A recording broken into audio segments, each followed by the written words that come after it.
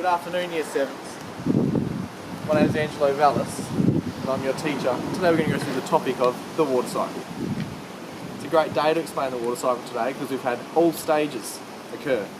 There's 6 main stages in the water cycle, starting with precipitation, which we also know as rain.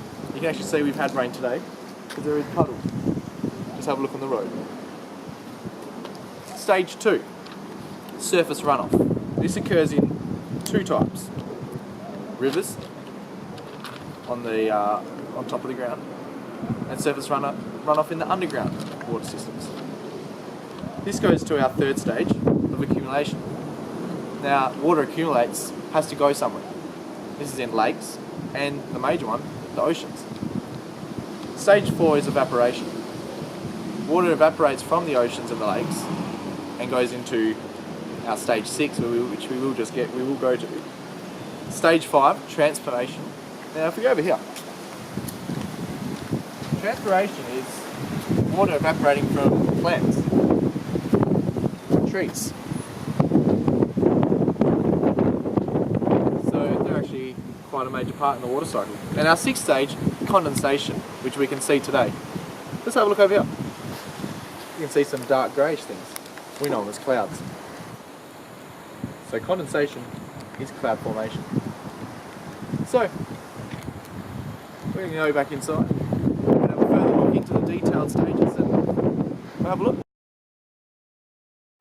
The water cycle.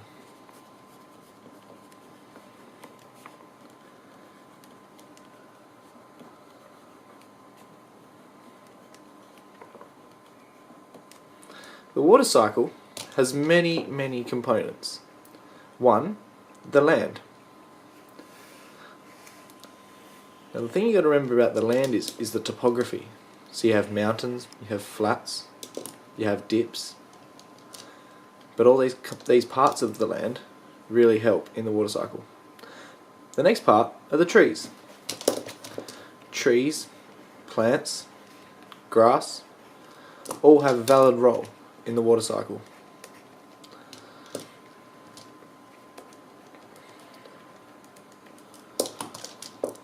As mentioned in our land, we talked about topography.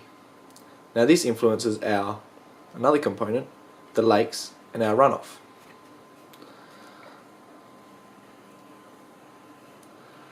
Lakes, river systems, underground water systems all help with the water cycle. Our major component is the ocean. The ocean and lakes are where all the water accumulates, and this is huge for the development of the water cycle. Now another major part is the sky, because we all know where water comes from,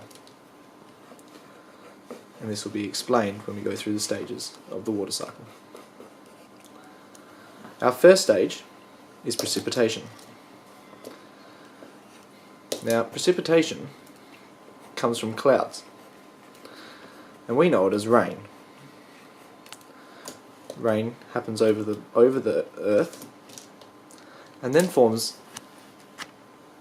into our surface runoff. Surface runoff happens in 2 ways.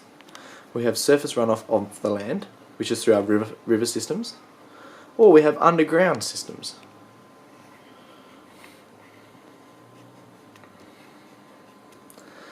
Our 3rd stage is transpiration. When we said trees, grass, plants all have a vital role, we were talking about how water evaporates during photosynthesis from trees and plants and goes into the sky. Now, the water, when it is in our surface runoff stage, has to go somewhere. And this goes to our accumulation points, the ocean and lakes. So once these places have accumulated, they have a massive stage, which is evaporation. Evaporation and transpiration are very similar. just where the water source is different. Once these water sources have been evaporated or transpired, they go into the clouds, which we call condensation. So in simple terms, this is just cloud formation. Once there is enough water, it goes back to our first stage and it becomes precipitation again. So in a basic sense, we see, water on the surface in the ocean. It is evaporated or transpired, goes up into the clouds in condensation, forms clouds, then it comes down in the form of precipitation. So it is quite a simple cycle, and it happens very often, but we just don't realise it. Thanks. Your task.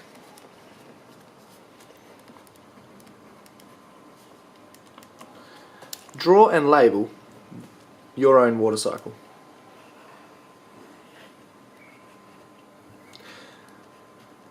Your second stage of your task is take a picture of each stage of the water cycle. For example, precipitation, a picture of it outside raining, look for puddles. Surface runoff, go down to the Swan River, take a picture of the river. Transpiration, we know what affects this, trees and plants. Accumulation, go down to Scarborough, down to the beach. Condensation, clouds forming. And this can also be part of your evaporation. And we're back to precipitation. Get creative. Thanks.